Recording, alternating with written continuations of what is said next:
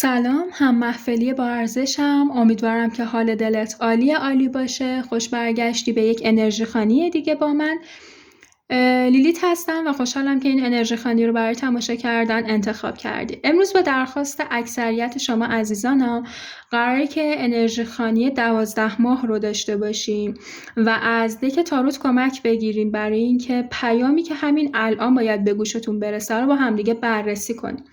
برای هر 12 ماه تولد قرار هستش که جداگانه انرژی خانی انجام بشه و برای هر ماه 3 تا از کارت های دک رو بیرون بکشیم ببینیم که همین حالا چه پیامی باید به گوش شما عزیزانم برسه.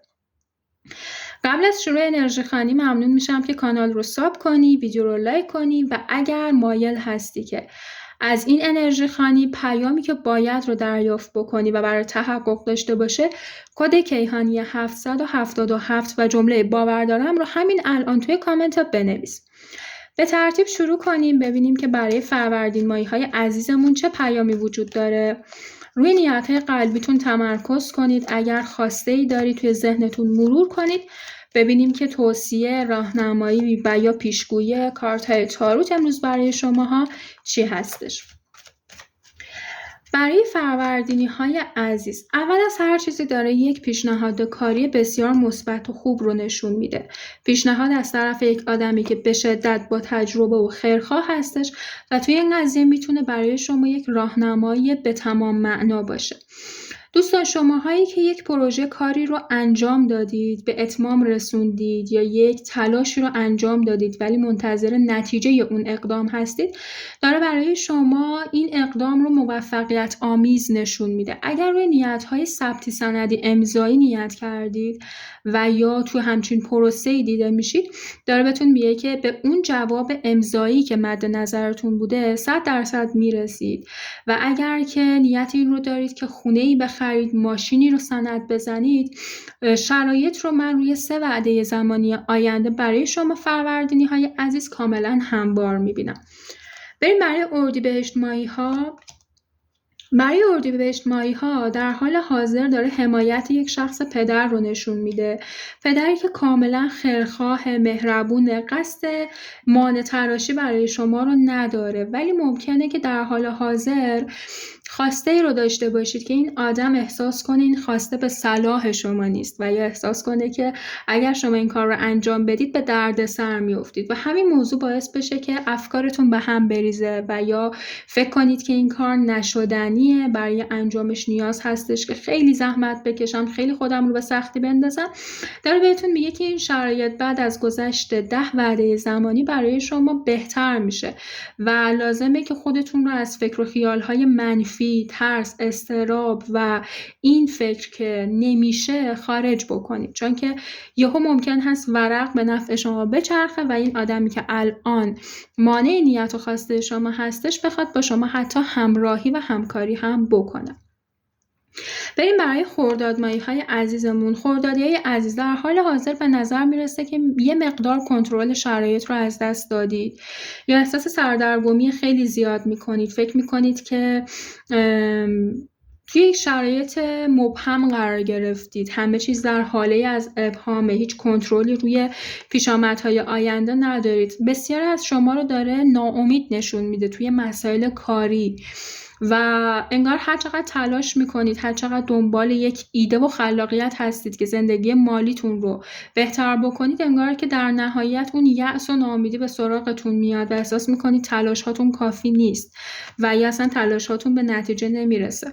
مشکل کار بر این هستش که شما توقعتون خیلی زیاده. ممکن این توقعتون حالت این باشه که از دیگران توقع داشته باشید و بخواید که مدام دیگران به شما کمک بکنن و راهی رو پیش روی شما قرار بدن. اگر که این توقعتون رو کنار بذارید و روی توانمندی‌های خودتون تمرکز بکنید، این حالت یأس و ناامیدی براتون برطرف میشه. حتی ممکنه روی مسائل عاطفی برای شما باشه.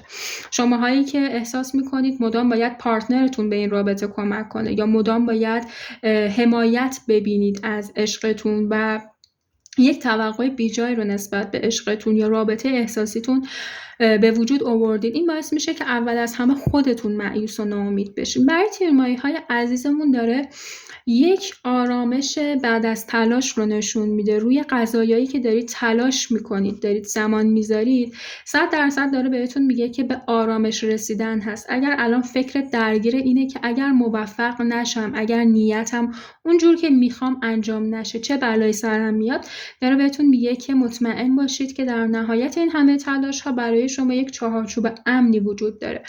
یک شخصی رو اینجا دارم براتون میبینم که یا به فکر ضرر رسوندن به شما بوده و یا اینکه در حال حاضر نسبت بهش خطر وجود داره. داره بهتون میگه که خطر این آدم براتون دفع میشه به شرط اینکه شما محتاط باشید. راجع به برنامه‌هاتون با این آدم حرف نزنید. به این آدم یه جورایی راه و چاه زندگیتون رو یاد ندید. به شرط اینکه محافظه‌کار باشید به خوبی میتونید خطر این آدم رو برای خودتون دفع بکنید. برای مرداد ماهی‌های عزیز، مردادی‌های عزیز پیشرفت اجتماعی دارم براتون میبینم، بهتر شدن اوضاع کاری و اجتماعی رو دارم براتون میبینم. اگر دنبال یک موقعیتی هستید که شناخته تر بشید، به رسمیت شناخته بشید یا احترام برای خودتون به دست بیارید، 100% این قضیه برای شما تحقق پیدا میکنه. و من قوی تر شدن شهود رو دارم براتون میبینم، شهودی که باید کنترل بشه، به خاطر اینکه ممکنه گاهی اوقات باعث بدبینی های پیش از اندازه شما بشه و دقیقاً یک اسارت روحی براتون به وجود بیاره. این شهود اگر که معکوس کار کنه یا اگر که منفی کار کنه، احتمال داره که شما رو به دردسر بندازه، یا این حالتی باشه که شماها زیادی بخواید محتاط بشید و این دست و پای شما رو ببنده برای تصمیم گیری های جسورانتون. من برای شما عزیزان دارم عقد قرارداد رو میبینم، انجام یک کار تیمی گروهی رو میبینم، به در واقع یک شرایطی داره اشاره میکنه مثل تمدید خونه، تمدید مغازه، انجام دوباره یک قرارداد و امضا انداختن پای قراردادی که انگار از قبل وجود داشته، مثل شماهایی که میخواید خونه‌تون رو تمدید بکنید، مغازه رو تمدید بکنید، یا اگر تو امور اداری برگه‌ای رو فرستادید انگار که بخواد اون امضای نهایی پای این برگه بیفته. بریم برای شهریور ماهی‌های عزیزمون. شهریوری‌ها ممکنه که این روزها خیلی در واقع منطقی شده باشید و یا احساس کنید که با توانمندی خودتون 100% میتونید به خواستتون برسید. ممکنه که زبونتون یه کوچولو برنده شده باشه و علتش هم این باشه که مدت طولانی با شما مخالفت کردن یا اینکه شما رو نادیده گرفتن و حالا زمان مناسب رو میبینید که انگار بخواید عرض اندام بکنید، خود واقعیتون رو نشون بدید و یه جورایی از مخفی بودن خارج بشید. و در نهایت داره به شما میگه که روی نیت قلبیتون جواب بله براتون افتاده و 100%ش هم به تلاش خودتونه. شاید تو این دوره هر کسی شما رو ببینه حتی بهتون خورده بگیره که چرا انقدر بد اخلاقی، چرا انقدر جدی هستی، چقدر لجبازی، چرا هر چیزی رو به زبون میاری، ولی داره بهتون میگه این دوره موقتیه و در نهایت این دوره من دارم برای شما رسیدن به خواسته قلبیتون رو میبینم. یا اصلا شاید بهتر باشه که یک مدت شما دکمه احساساتی بودنتون رو بزنید و با منطقتون بخواید جلو برید. بریم برای مهرماهی‌های عزیز. برای مهرماهی‌ها داره یک اعتدال بسیار خوب رو نشون میده توی هر حیطه‌ای که در رابطه باش نیت کردید. اگر مالی بوده، بالانس شدن شرایط مالی رو نشون میده. اگر عاطفی بوده، یک کوچولو سازش در رابطه رو داره نشون میده و این در واقع باعث میشه که انگار شرایط برای جفتتون بهتر بشه به لحاظ روحی و روانی. برای شما رسیدن یک پول ارثیه رو دارم میبینم یا یک پولی که شما روی زحمت چندانی نمیکشید. این پول میتونه پسنداز باشه، ارثیه باشه یا پولی باشه که توسط شخص دیگه‌ای به دست شما میرسه، به خصوص اگر که شماها در واقع مسائلی مثل ارث و میراث رو در خانواده مادریتون داشته باشید. دارم میبینم که از این قضیه سود بسیار خوبی نصیب شما میشه و در نهایت داره برای شما حمایت مالی شدن رو نشون میده. شما مهرماهی‌ها ممکنه که مهمترین نیتتون مسائل مالی بوده باشه. اگر که روی این قضیه نیت کردید مطمئن باشید که اون پولی که لایقش هستید و بهش نیاز دارید به دستتون میرسه و اصلا نمیخواد دلنگران این باشید که پول از چه طریقی به دستتون میرسه، به خاطر اینکه میبینم یک آدم خوب واسطه رسیدن این پول بهتون میشه. ولی اگر که روی مسائل احساسی میبینم که نیت کرده باشید، داره بهتون میگه که بخشش صورت میگیره. همونطور که اولم گفتم، یک کوتاه اومدن، انعطاف، یک تغییر رویه توی رابطه که در نهایت به نفع جفتتون میشه. بریم برای آبان ماهی های عزیز. برای آبان ماهی ها داره پسنداز کردن رو نشون میده. یه کوچولو دلنگرانی مالی براتون هستش. ممکنه این دلنگرانی ها شما رو به سمت ویژگی هایی مثل خسیس بودن ببره، ولی در شرایط فعلی برای شما خوب هست، چون باعث میشه که از منابع مالیتون انگار مراقبت بکنید یا با خرج هایی که نالازم هستش یه جورایی پسندازتون رو از بین نبرید. شخصی در حال تصمیم گیری برای اینکه به شما زنگ بزنه و باتون ارتباط تلفنی رو بگیره. اگر سینگل هستید، یک آشنایی جدید بسیار خوب دارم براتون میبینم. اگر که در رابطه هستید، رابطه کات شده یا توی رابطه مشکل به وجود اومده، خود این شخص تصمیم میگیره که به شما پیام بده، باتون ارتباط بگیره و در مجموع داره بهتون میگه که اگر جایی حتی سپردید و قراره که باتون تماس گرفته بشه، یک پسر جوون میبینم که بخواد با شما ارتباط بگیره و در رابطه با اون قضیه با همدیگه مذاکره داشته باشید. داره اینجا برای شماها انرژی غالب بر طبیعت رو نشون میده یا کارما رو نشون میده. این که از هر دست بدی از همون دست میگیری و در حال حاضر داره برای شما مثبت عمل میکنه، به خاطر اینکه اگر دلنگرانی مالی داشته باشی، به خاطر بخشش های مالی که در گذشته کردی، این شرایط برات اوکی میشه. اگر که در گذشته یک رابطه سخت عاطفی رو سپری کردی، الان کائنات و طبیعت به یک رابطه قابل اعتماد رو هدیه میده و در مجموع داره بهتون میگه که کائنات داره به نفع شما عمل میکنه. برای آذرمایی های عزیز داره انرژی پدر یا همسر رو نشون میده. پدر و همسری که برای شما یک پشتوانه مالی در نظر گرفته، ممکنه که نخواد این پول رو الان به دست شما برسونه، ولی مطمئن باشید که شماها یک پشتوانه مالی از طرف پدر و یا همسر نصیبتون میشه. در حال حاضر یک سری افراد دارن راجع به شما حرف میزنن، حرف میبرن، حرف میارن و اگر موفقیتی رو این اواخر به دست آوردید یا یک پیشرفت خوبی رو تجربه کردید، میبینم که خیلی موضوع بحث و گفتگو شده باشید بین فامیل، بین دوستانتون و در حال حاضر خیلی کنجکاوی ها نسبت به شما زندگیتون زیاده. شماهایی که نیت های استخدامی دارید یا بیکار هستید میخواید شاغل بشید، داره براتون پاسخ مثبت رو نشون میده. حتی به جز شما یک فرد دیگه توی خانواده هم وجود داره که اونم نیت شغلی داره یا دوست داره که افزایش درآمد داشته باشه. انگار که این دوتا اتفاق بخواد همزمان با هم دیگه رخ بده و هم شما هم شخص دیگه از خانواده به یک گشایش شغلی درآمدی دست پیدا کنید. بریم برای دیمایی های نازنین. برای دیمایی های عزیز، اول از هر چیزی داره بهتون میگه که مراقب مشکلات استخوانی باشید. از جایی پرت شدن، دور از جون تصادف کردن، اینها اتفاقاتیه که باید با صدقه از شما دفع بشه.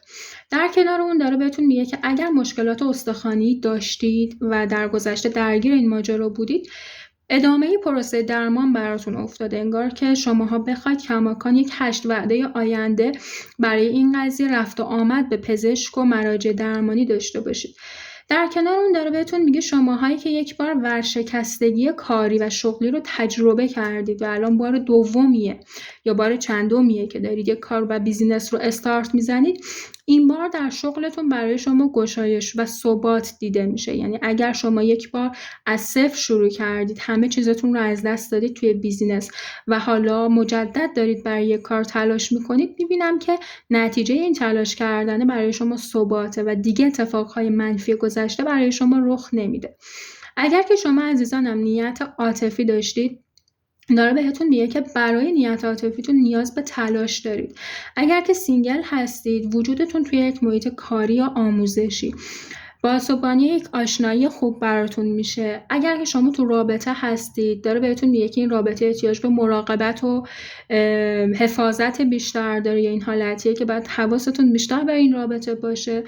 و اگر هم که در حالت تأهل هستید، داره بهتون میگه که امکان داره یک پیشنهاد احساسی دیگر رو بخواید دریافت بکنید از طرف یک شخص دیگه و باید شرایط رو بسیار خوب آنالیز بکنید. بریم برای بهمن ماهی‌های عزیز. برای بهمن ماهی‌های عزیز اینجا داره کیمیاگری رو نشون میده، کاملا پیام مثبت براتون داره بهتون میگه که کم کم به اون قدرت درونتون، به اون استعدادی که بهتون داده شده پی میبرید و یاد میگیرید که چطور از این استعداد برای خوشبختی و زندگی بهترتون کمک بگیرید. اینجا کلام شما رو داره نشون میده، کلامی که بسیار میتونه اثر بخش باشه، پس روی مهارت‌های کلامیتون خیلی خوب کار بکنید. در رابطه با نیت قلبیتون روی 8 وعده زمانی آینده خبر و پیغامی به دستتون میرسه که تکلیف ماجرا رو براتون مثبت و روشن میکنه و کاملا هم داره بهتون میگه که شما ممکنه به لحاظ شخصیتی در حال حاضر تو موقعیتی باشید که تنهایی رو اولویت بدید، تنهایی رو انتخاب بکنید. داره بهتون میگه که لازم نیست از تنهایی فرار کنید. اگر احساس میکنید که این تنها بودن برای من بهتره یا چالش های من رو کمتر میکنه، بهتره که یک مدت فاصله بگیرید از محیط هایی که برای شما تشنج میاره یا برای شما اعصاب خورد کنی میاره. در کنار اون داره براتون رو آوردن به یک مسیر رو نشون میده که روی هوش و حافظه شما اثر مثبت میذاره. حالا یا دانش آموختگی، دانشجو شدن یا یاد گرفتن یک مهارتی که مستقیما روی توانمندی هوش و حافظه شما اثر میذاره. و در نهایت بریم برای اسفند ماهی‌های نازنین، ببینیم که اسفندی‌ها چه پیامی براشون دیده میشه. در گذشته شکست‌های کمی نداشتید، به خصوص شکست‌هایی که روی اعتماد به نفس شما اثر گذاشته. هنوز یک کوچولو بابت اینکه نکنه دوباره به مشکل بر بخورید احساس دلنگرانی میکنید. این باعث میشه که خیلی بخواید برای هر قضیه آینده نگری بکنید، خیلی بخواید اون موضوع رو سبک و سنگین بکنید. اما داره بهتون میگه افراط توی این قضیه باعث میشه که معجزه هایی که خدا سر راهتون قرار میده رو از دست بدید و یا اون موقعیت خوبه رو یه جورایی نبینید، متوجهش نشید و متاسفانه از دستش بدید. پس داره بهتون میگه کم کم سعی کنید که اون روحیه جسور خودتون رو برگردونید، انقدر فکر گذشته رو نکنید.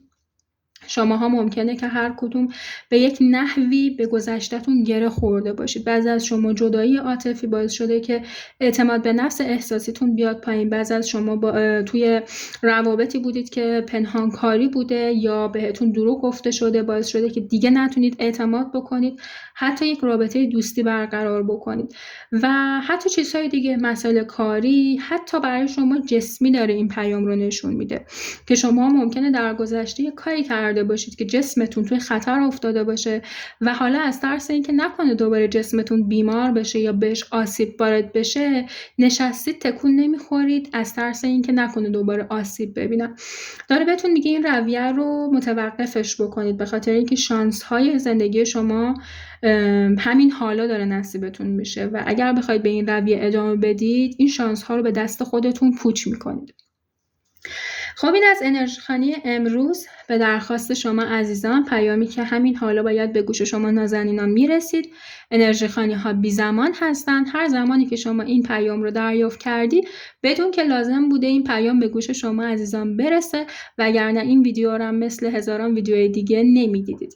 امیدوارم که روز و روزگارتون خوش باشه. هر کجا که هستید در مسیر سعادتتون باشید. توی ویدیوهای بعدی میبینمتون.